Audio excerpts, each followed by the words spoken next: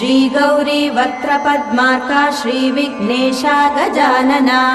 उत्तिष्ठ सुरसम्पूज्या त्रैलोक्यं पालनं कुरु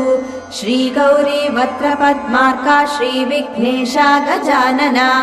उत्तिष्ठ सुरसम्पूज्या त्रैलोक्यं पालनं कुरु उत्तिष्ठोत्तिष्ठ हेरम्बा उत्तिष्ठ गणनायका उत्तिष्ठ करुणापूर्णा भक्तानां भाग्यदायका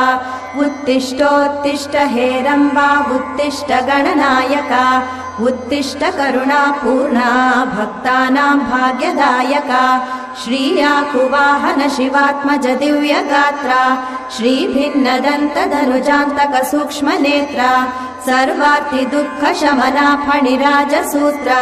देवा गणेश्वर विभो तव सुप्रभातम्।